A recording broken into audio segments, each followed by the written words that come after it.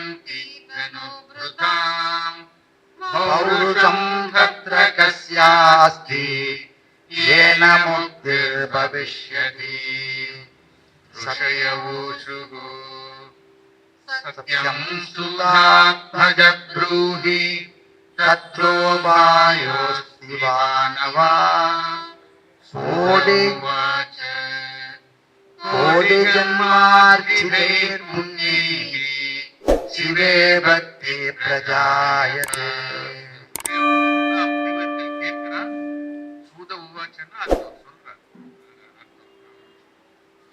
इष्टभूतानि कर्माणि तेनाचरति मानवः शिवार्पणधिया कामान् परित्यज्य यथाविधि अनुग्रहाद्धेन शम्भोर्जायते शुश्रूषो नरः ततो भीता पलायन्ते विघ्नं हित्वा सुरेश्वराः जायते धेन शुश्रूषा सरिते चन्द्रमौलिनः शृण्वतो जायते ज्ञानं ज्ञानादेव विमुच्यते बहुनात्र विमुक्तेन यस्य भक्तिः शिवे दृढाः महापापोपपापौ கோடிக்கஸ்தோ விமுச்யதி. ரிஷிகள்லாம் கேட்கிறா, இந்த தேவர்கள்லாம் இடையூறு பண்ணுவா, அதனால உங்களுக்கு மனோபலமானது குன்றி ஒரு ஸ்லாக்னஸ் ஏற்பட்டுரும் அப்படின்னு நீங்க சொல்றீங்களே, இதுக்கு இந்த இடையூறுகளை முறியடிச்சு முக்தி பெறத்தக்க பௌருஷம்னா ஒரு திறன், ஒரு வைராக்கியம் உடையவர், ஒரு விவேகம் வைராக்கியம் ரெண்டும் வேணும். இது வேணும், இது வேண்டாம் அப்படின்னு நினைக்கிறது விவேகம். வைராக்கியம் அப்படிங்கிறது ஒரு வழியில போறது, அதுல இருந்து எந்த பக்கத்திலையும் நான் எங்கேயும் போக மாட்டேன், எதையும் பார்க்க மாட்டேங்கிற ஒரு நிலை இங்க யாருக்கு உள்ளது? அப்புறம் இந்த விஷயத்துல உபாயம் உள்ளனதான், உண்மையை எடுத்து கூறுங்கோங்கிற. வியாசருடைய புத்திரரான சூதர் சொல்றார், எல்லாத்துக்கும் காரணம் ஏகாகிர சித்தத்தோட சிவபக்தி பண்ணணும். அந்த சிவபக்தி அவனுக்கு எப்படி கிடைக்கும் அப்படின்னா, அநேக ஜென்ம புண்ணியத்தினால சிவபெருமானிடம் ஏகாகிர பக்தி உண்டாகும். எத்தனையோ பிறவி எடுத்திருக்கலாம், நமக்கு எத்தனை பிறவி எத்தனாவது பிறவினே தெரியாது. ஞானானந்த சுவாமிகிட்ட போய் ஒருத்தர் கேட்டார், இந்த எத்தனை பிறவி எடுத்திருக்கேனோ தெரியல, எவ்வளவு பாபம் பண்ணிருக்கேனோ தெரியல அப்படின்னா, இதெல்லாம் எப்படி தெரிஞ்சுக்கிறதுக்கு உண்ணாதா அப்படின்னா, சுவாமிகள் சொன்னார் வாங்கோ அப்படின்னு உட்காந்து ஒரு சீட்டு கொடுத்தார், பக்கத்துல உட்காந்துட்டார். அவர் ரிட்டையர்ட் ஜட்ஜ். சுவாமி மேலையும் கீழையும் பார்த்தார், வெள்ளை வேஷ்டி வெள்ளை சட்டை போட்டுட்டு இருக்கார் அவர். இந்த பக்தர் சுவாமிகிட்ட முன்னாடி கேட்கிறவர், அவருக்கு கவலை, எவ்வளவு பாபம் பண்ணிருக்கோமோ தெரியாது. சட்டையில ஒரு இடத்துல ஒரு காப்பி கரை இருந்து, காப்பி குடிச்ச கரை. ஞானந்த சுவாமி கேட்கிறார், எத்தனை காப்பி குடிச்சேன் இன்னைக்கு அப்படின்னு கேட்டார். என்ன எத்தனை பிறவி எடுத்திருக்கோன்னு கேட்டா, இவர் எத்தனை காப்பி குடிச்சேன்னு கேட்கிறாரு.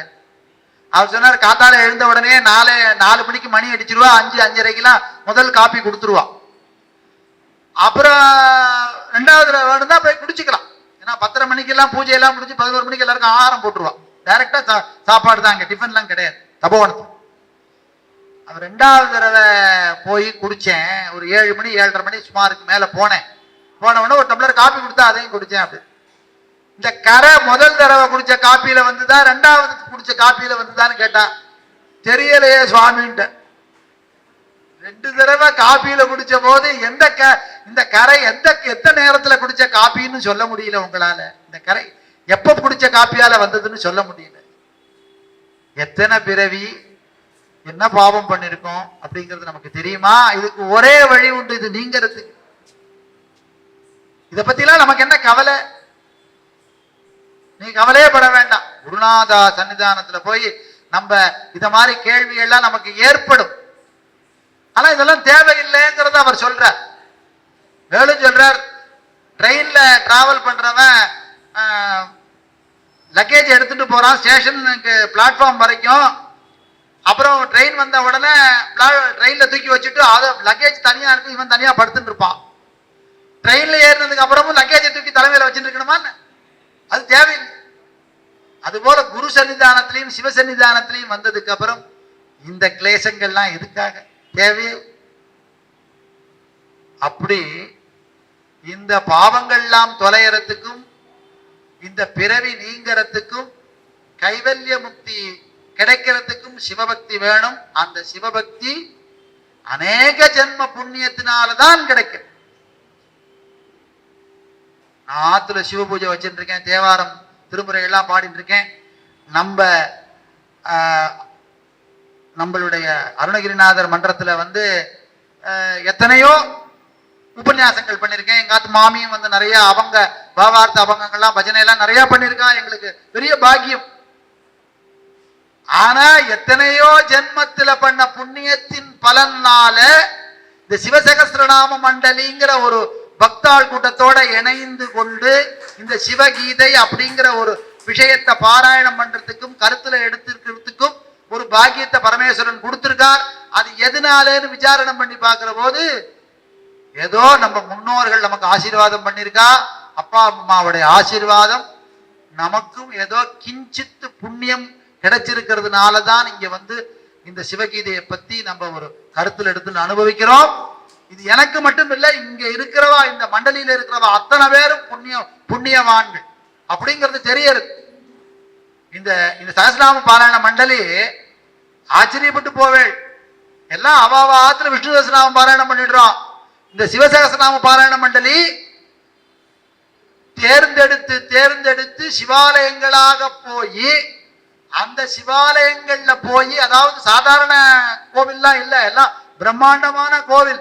தாய்மானவர் கோவில், திருவானைக்காவல் கோவில், மயிலாடுதுறை மயூரநாத சுவாமி கோவில், வைத்தீஸ்வரன் கோவில், திருக்கடையூர், மெட்ராஸ்ல இருக்கிற அத்தனை கேத்திரம், பஞ்சபூத ஸ்தலங்கள் எல்லாத்துலயும் பாராயணம் பண்ணியாச்சு. அவளோட போய் பாராயணம் பண்றது, திருவண்ணாமலையில போய் பாராயணம் பண்றதுக்கு சுவாமிக்கு முன்னாடி உட்கார்ந்து பாராயணம் பண்ற பாக்கியம் எங்களுக்கு கிடைச்சது. அப்படியே அருணாச்சலேஸ்வரர் அப்படி பார்த்துட்டு இருக்கோம்.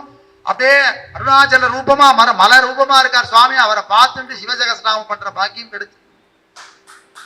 ஒவ்வொரு சின்ன தெய்வீக அனுபவத்தையும் அப்படியே நம்ம வந்து மனசுக்குள்ள கொண்டு வந்து அப்படியே ஆனந்தப்படுறது. இந்த பிறவியில எதை நினைச்சு ஆனந்தப்படுறது? உலகத்துல இருக்கிற விஷயங்களா, குலாப் ஜாமுன் சாப்பிட்டோம்னா அடுத்த 10 நிமிஷத்துல இந்த டேஸ்ட் மாறிடுது. எதையாவது ஒரு விஷயத்தை ரொம்ப நம்ம மனம் கவர்ந்த விஷயத்தை பத்தி பேசியிருக்கோம் அப்படின்னா அது கொஞ்ச நேரம் தான். அதை வந்து யாரும் சாகிக்கிறதுக்கு யாரும் கிடையவும் கிடையாது. நீ ஏதாவது ஒரு விஷயம் சொன்ன, அந்த பால்கோவா என்ன எங்க ஸ்ரீவில்லிபுத்தூர் பால்கோவா மாதிரி ஒண்ணு உண்டான்னு கேட்பான். ஆனா பரமேஸ்வரன்ட்ட பக்தி பண்ணி ஒரு பாராயணத்துல போய் கலந்துட்டேங்கிற ஆனந்தம் இருக்கு இல்லையா, அந்த ஆனந்தம் எங்க இருந்து கிடைக்கும்? எங்களுக்கு பல காலம் பல இடங்கள்ல போய் பாராயணம் பண்றதுக்கு நடுவுல ஏதாவது இது மாதிரி ஒரு விஷயங்கள்ல நாங்க ஈடுபடுற மாதிரி இருக்கும், டிராவல்ல இருக்கும், ஏதோ அசௌகரியம் இருக்கும். அதெல்லாம் நமக்கு இந்த பாக்கியம் கிடைக்கலையே நடக்கும்.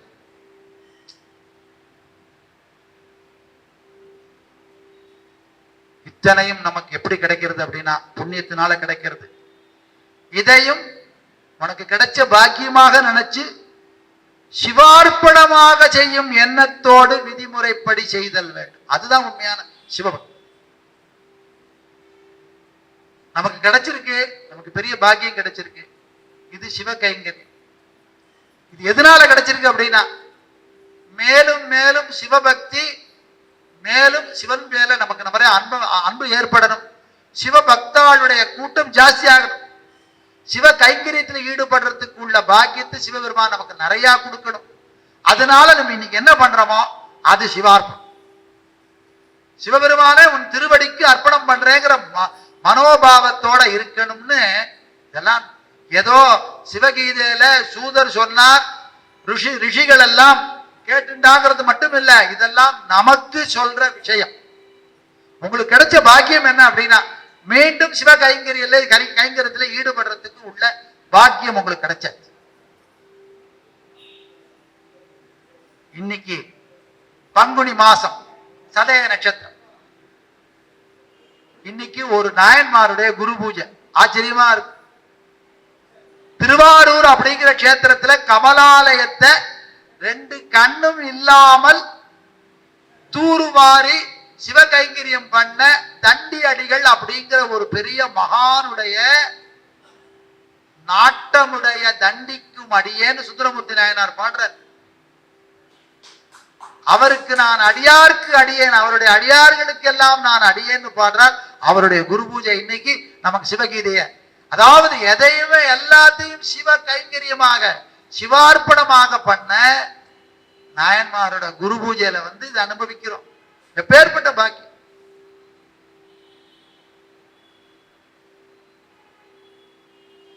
சிவலோகநாதர் ஆலயத்துக்கு போய் நந்தனார் தரிசனம் பண்றதுக்காக போனார். நந்தி விலகித்து அப்படிங்கிறது எல்லாருக்கும் தெரியும், பிரசித்தியான விஷயம். இன்னைக்கு திருப்புக்கூர் போனோம்னா நந்தி விலகின பகவானை பார்த்தேலான்னு எல்லாரும் கேட்பா. போய் பார்க்கலாம். போய் அவர் இன்னும் அங்க சிவபெருமா சிவ கைங்கரியமா பண்ணியிருக்கார் தெரியுமோ. இந்த கோவிலை சுத்தி சுத்தி பிரதட்சமா வந்தார். பின்னாடி இருக்கிற குளம் துந்து போயிருக்கு. இந்த குளத்தை பார்த்தார். நாளை காலைக்குள்ள நமக்கு ஒரு சக்தி இருந்தா, சிவபெருமானுடைய அருள் இருந்தா, நாளை காத்தாலைக்குள்ள இத தூர்த்து குளத்தை எல்லாம், அதாவது குளத்துல இருக்கிற செடி கொடி எல்லாம் இது பண்ணி அதுல இருக்கிற குப்பையெல்லாம் எடுத்து வெளியில போட்டு மண்ணெல்லாம் வாரி நான் பண்ணணும்னு ஆசைப்பட்டார். அது சிவபெருமானுக்கு தொண்டு செய்கிற ஆசை. ஒரு ஆளா என்ன பண்ண முடியும்? கையில மம்பட்டி கூட கிடையாது. எண்ணம் தான் அது. சிவன் கோவில் கட்டணும்னு நினைக்கிறதே பெரிய பாக்கியம். இப்படி சுவாமி தனியா இருக்காரு அப்படின்னு ஆசை வச்சவர் தானே கண்ணப்ப நாயனார். காட்டுக்குள்ள சுவாமி தனியா இருக்காரு. ஐயோ அந்த காட்டு விலங்குகள்லாம் உங்களை தொந்தரவு பண்ணுமே, ராத்திரி உங்களுக்கு துணை யாரு அப்படிங்கிற அந்த வேட்கை தான் 6 நாள் சாப்பிடாம தூங்காம சுத்தி சுத்தி தன்னுடைய கண்ணை எடுத்து கொடுக்கறதுக்கு உள்ள மனோபாவத்தை கொடுத்தது. இவரு இந்த குளக்கரையில படுத்துட்டு இந்த குளத்தை யார் சுத்தம் பண்ணுவா, யாரு நம்மளோட பண்ணுவா, இன்னைக்கு ராத்திரிக்குள்ள இதை பண்ணணும்னு மனசுக்குள்ள தோணித்தேனா ராத்திரி என்ன பண்ணார் அப்படின்னா, பரமேஸ்வரன் கைலாசத்துல பிள்ளையாரோட ஒரு டீம் அனுப்பிச்சு விட்டார். சிவகணங்கள் எல்லாம் ராத்திரியோட ராத்திரியா இந்த குளத்தை தூத்து எல்லாத்தையும் கிளீன் பண்ணி செடி கொடி எல்லாம் இது பண்ணி காலையில எழுந்து பாக்குற ஆச்சரியமா இருக்கு. குளத்தடியில ஒரு பிள்ளையாரும் உட்கார்ந்து இருக்காரு. நேற்றுக்கு பார்க்கலையேனார். அவர் கைலாசத்துல இருந்து இந்த குளத்தங்கரையில உட்கார்ந்துட்டார். இன்னைக்கு நீங்க போனாலும் திருப்பூர்ல பார்க்கலாம். நந்திய விலக வச்சு தான் தரிசனம் பண்ணது மட்டும் இல்லாமல் சிவ கைங்கரியத்துல எல்லாம் சிவபெருமானுக்கு அர்ப்பணம் அப்படிங்கிற மனோபாவம் உடையவருடைய வேண்டுதலுக்காக ராத்திரியோட ராத்திரியாக சிவகணங்கள் எல்லாம் குழம்பிட்டு அப்படி பலாபலன்களை உத்தேசித்து செய்யப்படும் தொண்டு சிவத்தொண்டு இல்லை. நமோ பார்த்த சமஸ்த துருதக்ஷயத்வாரா ஸ்ரீ பரமேஸ்வர பிரீத்தியத்தம்னு நம்மளுடைய விஷயங்கள் எல்லாத்தையும் சொல்லிட்டு ஒரே ஒரு தேங்காயை உடைச்சு நேவேத்தியம் பண்ணி கோவிலுக்கு வந்துடுறோம். கோவிலுக்கு போயிட்டு ஆத்துக்கு வந்துடுறோம். அது நம்மளுடைய ஒரு மனோபாவம். போய் அங்க நின்று திருவாசக பாராயணம் பண்ணணும். அந்த பாராயணம் பண்றது இருக்கு இல்லையா, திருவாசகத்தை போய் உட்கார்ந்து பாராயணம் எவ்வளவு முடியுமோ, ஒரு அகவல் கூட சொல்லி முடிக்கலாம், ஒரு சிவபுராணம் கூட சொல்லி முடிக்கலாம். பக்தியோட செய்யறது சிவபெருமானுக்கு பிரீதியானது. அதுதான் இங்க தேங்காய் உடைச்சு வாழைப்பழத்தை நேவேத்தியம் பண்றதை விட இந்த திருவாசக பாராயணம் தான் சிவபெருமானுக்கு ரொம்ப உச்சிதம். அவருக்கு அதுதான் ரொம்ப பிடிக்கும். ஏன்னா திருவாசகத்து பாராயணம் என்ன அப்படின்னா, எந்த பலாபலனும் இல்லாது என்னையே உனக்கு கொடுக்கறேன்னு சொல்றதுதான் திருவாசகம். திருவாசகம் என்ன அப்படின்னா, என்னையே உனக்கு கொடுத்துறேன், ஆத்மார்ப்பணம் பண்றேன்னு சொல்ற பாவம் தான் திருவாசகம். அதை பாராயணம் பண்ணா சுவாமி தன்னையே கொடுத்துரு. திருவாசகம் பாராயணம் பண்ணவனுக்கு சுவாமி தன்னையே கொடுத்து அப்படி எதையும் நினைத்து எதையும் சங்கல்பிச்சு எதுவும் பண்ணாமல் இயற்கையாகவே சிவபெருமான் பேர்ல அன்பு ஏற்படணும் அப்படிங்கிறத சொல்றதுதான் சிவகீதை. சாரம் என்ன அப்படின்னு, அமிர்தம் வேண்டும்னு பார்க்கடலை கடையறதுக்கு முன்னாடி ஸ்ரீமன் நாராயணன் உபதேசம் பண்றார் எல்லாருக்கும். தேவர்கள் ஒரு பக்கம், அசுரர்கள் ஒரு பக்கம் சேர்ந்து கடையறேள், அமிர்தம் மட்டும் வேணும், மரணமில்லா பெருவாழ்வு வேணும், கைவல்ய முக்தி எனக்கு வேணும்னு சிவகீதை பாராயணம் பண்ணணும், உங்களுக்கு கிடைக்கும். பகவானே உன் திருவடி சரணார விந்தம் எனக்கு வேணும்னு கேட்டு பாராயணம் பண்ணுங்க, கிடைக்கும். அங்க என்ன கேட்டாரு விட்டுனா, அமிர்தம் மட்டும் வேணும் அப்படின்னு நீ நினை. ஆனா அசுரர்கள் என்ன பண்ணா அப்படின்னா, அவளுடைய மனோபாவம் தெரிந்த பகவான் என்ன பண்ணார் அப்படின்னா, வாருணின்னு ஒன்ன சிருஷ்டி பண்ணி அனுப்பிச்சார் வெளியில. அது என்ன அப்படின்னா, ஒரு விதமான போதை வஸ்து. அது பேர்ல தேவர்களுக்கு இஷ்டம் கிடையாது, ஏன்னா அமிர்தத்துக்காக அவா இருக்கா. அசுரர்கள் என்ன பண்ணா அப்படின்னா, அந்த வஸ்து பேர்ல அவளுக்கு பிரீதி ஏற்பட்டு அதை குடிச்சுட்டா அவளுக்கு அமிர்தம் கிடைக்கல, வெறும் மது மட்டும்தான் கிடைச்சு. அப்படி அமிர்த மதனத்தில் தேவர்களுக்கு விஷ்ணு உபாசித்ததை பத்தி இந்த விளக்கத்துல வருது. அப்படி ஏகாகிர சித்தத்தோட சிவபெருமானே உன் திருவடிதான் வேணும்னு இருக்கணுமா, பக்தி வேணும். அப்படி சிவப்பிரீதியாக செய்யப்படும் செயல் உத்தமமானது. எதற்கும் பின்வாங்காத பக்தன் இருக்கான் இல்லையா, அவன் செய்யும் பக்தன் சிவானுகிரகத்தினால திடசித்தம் உடையவரா. அந்த யாருனால கிடைக்கிறது அப்படின்னா, சிவபெருமானே தான் கொடுக்கிறார் அந்த திடச்சித்தத்தை.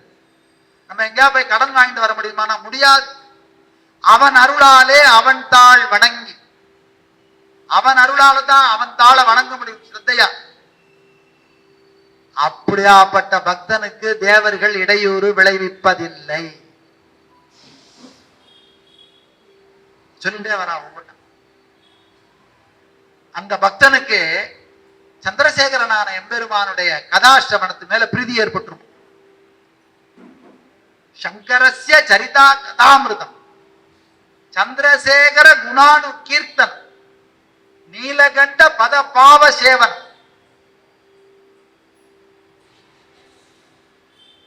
சம்பவது மம ஜென்ம ஜென்ம. பரமேஸ்வரா, உன்னுடைய சரிதம், திருவிளையாடல் புராணம், பெரிய புராணம். இப்ப மாமா அடுத்தது சொல்லியிருக்கார், சிவமகா காவியம் சிவமகா புராணத்தை எடுத்து சொல்லணும்னு. இதுக்கெல்லாம் நமக்கு பாக்கியம் வேணும். இங்கே மீனாட்சி சுந்தரேஸ்வரால்கிட்ட பிரார்த்தனை பண்ணிக்கிறேன். சிவசகஸ்திராமம்னு ஆரம்பிச்சது, சிவகீதைன்னு ஒண்ணு பாராயணம் பண்றோம். அடுத்தாத்து நவாகம் சப்தாகம்லாம் பண்ணணும்னு ஆசைப்படுறார்.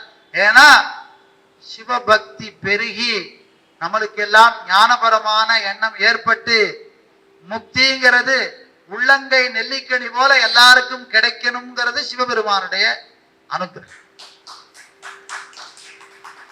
சங்கரஸ்ய சரிதா கதாமிருதம். சங்கரனுடைய லீலைகளை எல்லாம் காதால கேட்கறதுக்கு ஆசை இருக்கு. சந்திரசேகரனுடைய குணத்தை எல்லாம் பாடல்.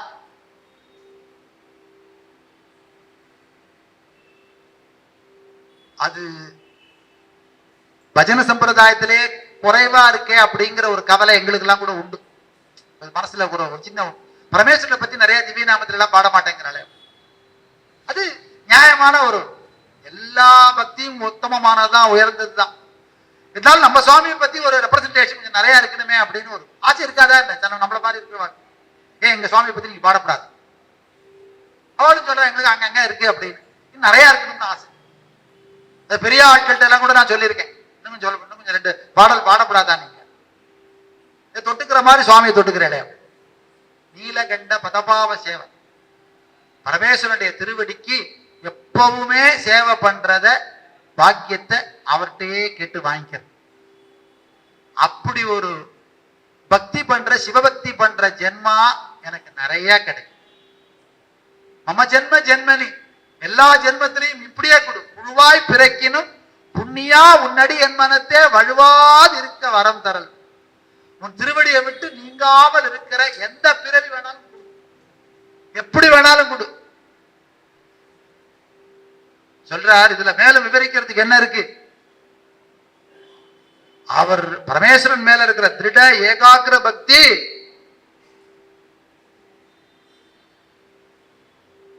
பக்தினால என்ன ஒரு உபாயம் ஏற்படும்னு ஒரு கேள்வி கேட்டார் இல்லையா, அதுக்கு சொல்றார். ஒவ்வொரு அவர் கேட்டது ஒரு கேள்விதான், அதுக்கு எல்லா ஸ்லோகத்திலையும் பதில். இப்ப எல்லாருக்கும் என்ன கவலை அப்படின்னா, மோட்சத்தை அடையணும், கைவல்ய முக்தி வேணும்னு இயங்குற அந்த ஒரு ஞான ஒரு நிலைமைக்கு வந்துருத்து. இந்த பிறவியில நிறைய கிடைச்சுட்டே இருந்தா இதுல நமக்கு கஷ்டங்கள் தான் ஏற்படும்ங்கிறது தான் ஞானம், ஞானத்துடைய உண்மையான ஒரு இது. இன்னும் எத்தனை நாளைக்கு இத்தனை பிறவி எடுக்க போறோம், இதுல இருந்து நம்ம விலகி வரணும், பாவங்கள்லாம் போகணும். பின்னுற அடுக்கிய பிறகில் வெவ்வடல் புண்ணிய புகிலவை ஒன்றும் இல்லையாம், பண்ணிய உலகினில் பயின்ற பாவத்தை நன்னி நின்று அறுப்பது நம சிவாயவே.